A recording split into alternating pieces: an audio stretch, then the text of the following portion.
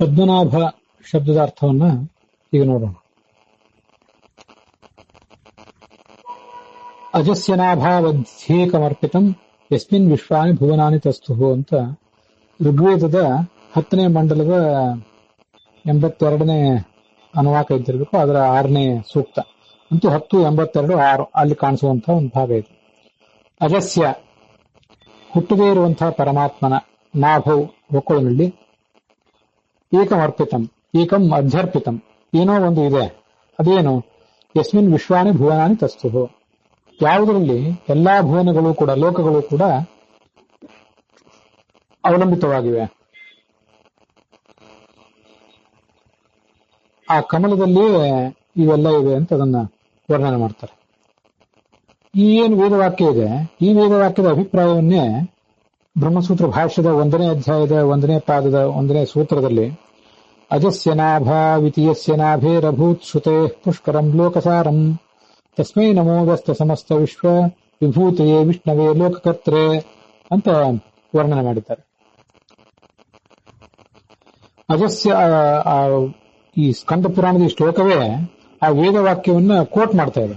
ಅಜಸ್ಯನಾಭಾವಿತಿ ಅಜಸ್ಯನಾಭೌ ಎಂಬ ಒಂದು ವೇದವಾಕ್ಯದಿಂದ ಯಸ್ಯ ನಾಭೇಹೇ ಯಾವ ಪರಮಾತ್ಮನ ನಾಭಿ ಕಮಲದಿಂದ ಅಭೂತ್ ಪುಷ್ಕರಂ ಒಂದು ಪುಷ್ಕರವು ಹುಟ್ಟಿತು, ಕಮಲವು ಹುಟ್ಟಿತು. ಆ ಕಮಲ ಏನಾಗಿದೆ ಅಂದ್ರೆ ಲೋಕಸಾರಂ ಎಲ್ಲ ಲೋಕಗಳನ್ನು ಕೂಡ ಒಳಗೊಂಡದ್ದು. ತಸ್ಮೈ ನಮೋ ವ್ಯಸ್ತ ಸಮಸ್ತ ವಿಶ್ವ ವಿಭೂತಯೇ ಈ ಎಲ್ಲ ಜಗತ್ತಿನ ವಿಭೂತಿಗಳು ತನ್ನ ವಿಭೂತಿ ರೂಪಗಳು ಅವೆಲ್ಲವನ್ನೂ ಕೂಡ ತನ್ನೊಳಗೆ ಇಟ್ಕೊಂಡಿದ್ದಾನೆ. ಅಂತಹ ವಿಷ್ಣುವೇ ಲೋಕಕರ್ತರೆ ಅಂತ ಆ ಸ್ಕಂದ ಪುರಾಣದ ಆ ಶ್ಲೋಕ ಅದನ್ನೇ ವರ್ಣಿಸ್ತದೆ.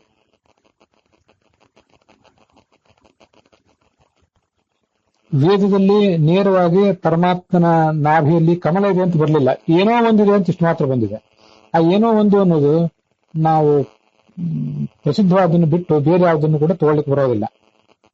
ಕಮಲ ಇದೆ ಅಂತಾನೆ ಉಳಿದ ಪುರಾಣಗಳು ಹೇಳ್ತಾ ಇರುವಾಗ ಸ್ಕಂದ ಪುರಾಣಾದಿಗಳು ನಾವು ಅದನ್ನ ಹಾಗೆ ತಿಳ್ಕೊಳ್ಬೇಕು ಅಂತ ಅರ್ಥ.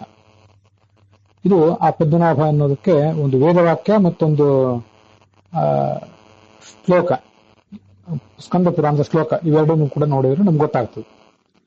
ಇದು ನಾವು ಹೀಗೆ ಪದ್ಮಂ ನಾಭವು ಯಶ ಸಹ ಪದ್ಮನಾಭ, ಯಾರ ನಾಭಿಯಲ್ಲಿ ಕಮಲವೂ ಇದೆಯೋ ಅವನು ಪದ್ಮನಾಭ ಅಂತ ಒಂದರ್ಥ. ಇನ್ನೊಂದು ಪದ್ಮ ನಾಭವು ಯಶ ಸಹ ಪದ್ಮನಾಭ ಅಂತನೂ ಮಾಡಬಹುದು.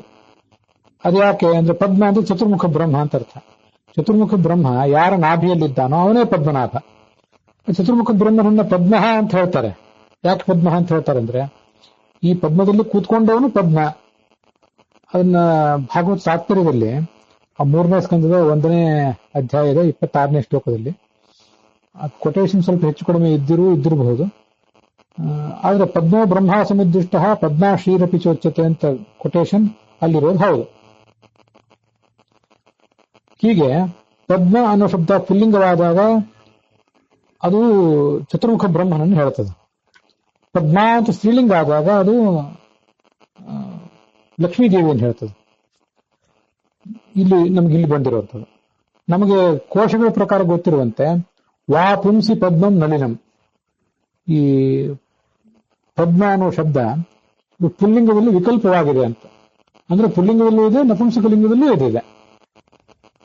ನಪುಂಸಕಲಿಂಗದಲ್ಲಿದ್ದಾಗ ಕೇವಲ ಕಮಲ ಅನ್ನೋ ಅರ್ಥವನ್ನು ಹೇಳ್ತದೆ, ಪುಲ್ಲಿಂಗದಲ್ಲಿದ್ದಾಗ ಚತುರ್ಮುಖ ಬ್ರಹ್ಮನನ್ನು ಹೇಳ್ತದೆ, ಮತ್ತೆ ಪರಮಾತ್ಮನನ್ನು ಹೇಳ್ತದೆ ಅಂತ ನಾವು ತಿಳ್ಕೊಳ್ಬಹುದು. ಪದ್ಮಾಂತ ಸ್ತ್ರೀಲಿಂಗದಲ್ಲಿದ್ದಾಗ ಲಕ್ಷ್ಮೀದೇವಿಯನ್ನು ಹೇಳ್ತದೆ. ಹೀಗೆ ತುಂಬಾ ವಿಶಿಷ್ಟವಾದ ಅರ್ಥವನ್ನು ಒಳಗೊಂಡಂತಹ ಶಬ್ದ ಅದು ಪದ್ಮ ಅನ್ನೋ ಶಬ್ದ.